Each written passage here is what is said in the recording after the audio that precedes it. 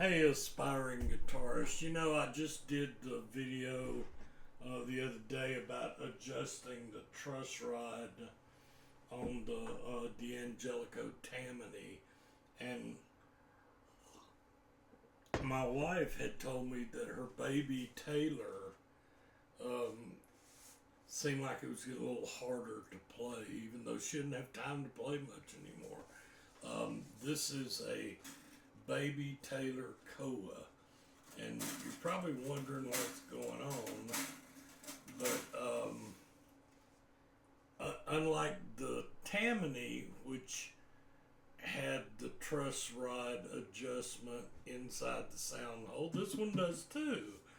Um, but the D'Angelico, I was able to use a hex wrench tool.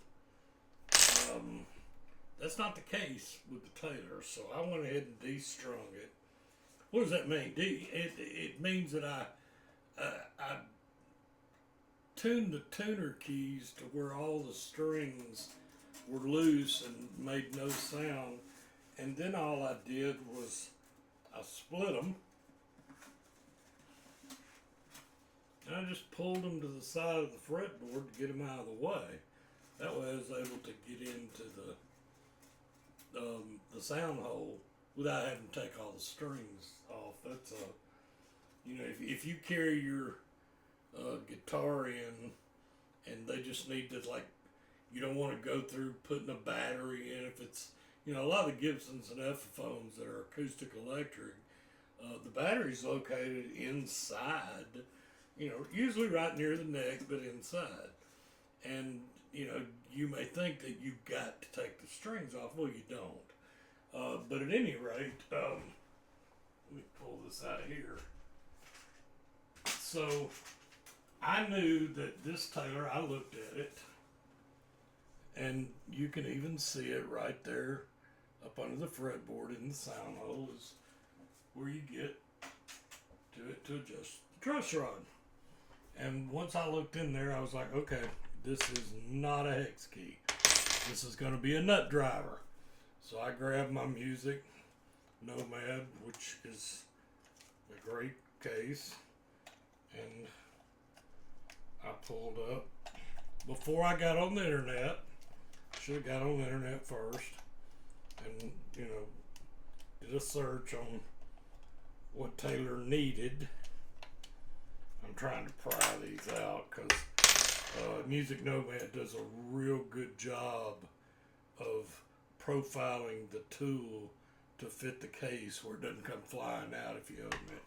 But anyway, here's a nut driver. And this little Music Nomad comes with 3 sizes. That's great too. I like Music Nomad. But once I tried to get in there, I realized right quick this wasn't the right size, and this was not long enough to reach it. So I got on the internet and I was like, what size nut driver does the baby Taylor? And then I found out that it has its own size. As many guitars too. They're when everybody uses the same, 4mm, 6mm, something, this, that, and other. Yeah, that's nice when you're, working on something, but the different bracings and things of a guitar are going to require different tools because the construction on the inside and where they put the neck, how the neck's formed, is different. So, I had to get online and order a nut driver exclusively for the Taylor. And I gotta be honest with you, I might have one with my other Taylors in one of the cases, but I don't keep my cases at the house. The cases take up so much room. I rent a small storage area from a storage business that's climate controlled, and I literally rent the smallest one they have, which is like a 5x5, but it holds multiple cases, more than enough for me. So I wasn't about to go um, dig through cases over a tool that was priced from the online stores to StewMac to Music Nomad to Taylor themselves for under $10. So I ordered one. It'll be here Tuesday, and I'll adjust action to what my wife wants. And I didn't even know what my wife wanted. I'm trying to pull this up. That's how thin this bad boy is. I talked about this in the other video too, to be able to measure the action and the string height on the fretboard. So my wife has like 4 guitars, all but one, all but one are a Taylor. So anyway, so I went, and the ones that she did like that were similar, I checked the string heights, and so now I know what she wants. And her baby Taylor was indeed a little too high. So, and of course, then she'll try it and tell me you did good or you did bad. So just know that truss rods are sometimes the same, but very often, if you've got a collection of guitars, especially if you're spanning acoustics and electrics and even nylons, like a little research, and the special Taylor tool that fits most Taylors, the nut driver, may be different for a nylon or for a GS Mini. I think the GS Mini is a little larger in size. So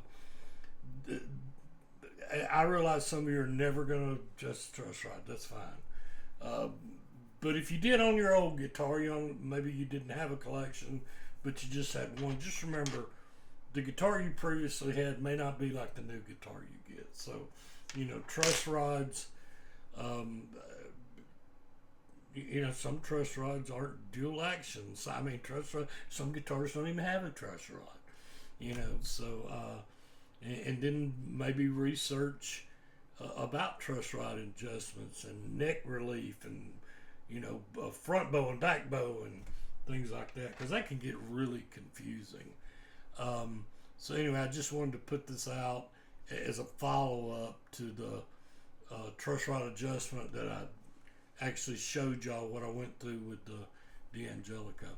I hope your guitar journey is blessed, and most of all, and I always mean it, hey, happy picking.